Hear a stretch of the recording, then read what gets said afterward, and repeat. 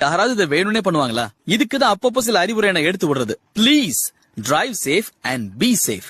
பாத்தீங்களா எவ்வளவு பெரிய டயரு, என்ன மாதிரி பில்ட், எவ்வளவு பெரிய ஷாக் அப்சர்வர்ஸ், இவ்வளவு பெரிய சாலிடான வண்டியை எப்படி பேரிச்சம்பழத்துக்கு போடலாம் அப்படின்னு ஒரு செயல்முறை விளக்கம். வண்டியோட சோலி முடிஞ்சுட்டா இவ்வளவு பெரிய சஸ்பென்ஷனை வச்சுட்டு ஜம்ப் அடிச்சா மொத்த வெர்டிகல் வெலாசிட்டிய அந்த வண்டி தாங்குமா அப்படின்னு ஓட்டுறதுக்கு முன்னாடி யோசிக்கணும். இந்த வண்டி பிறண்டு விழுந்தது பார்த்தா பேரிச்சம்பழத்துக்கும் பெறாது போல இருக்கே. கையில கிடைச்ச ஸ்பேர் பார்ட்ஸ் ஆடுறதுக்கு ஆளா பறக்கிறானுங்க. ஓட்டுனதை பார்த்தோம், இப்ப ஓட்டுன வர பார்ப்போம். ஊர் மக்கள் சிரிக்கிறத பார்த்தா ஆளுக்கு ஒண்ணு ஆளு நினைக்கிறேன். பரவாயில்ல, சாரு சில்லறையோட தப்பிச்சாரு. இதெல்லாம் விளையாட்டா ஏற்படுற வீர தழும்பு தானே.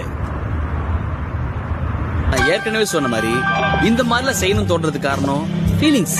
அந்த படத்துல அப்படி பண்ணாங்களே, நாமளும் அதே மாதிரி பண்ணலாம் அப்படின்னு ஒழுங்கா ஓடுற கார ஓரம் கட்டுறது தேவையில்லை. ஆங்குலர் மூமெண்ட் நீங்க மறந்தாலும் சயின்ஸ் மறக்காது. அது கரெக்ட் வேலையை காணும். வண்டி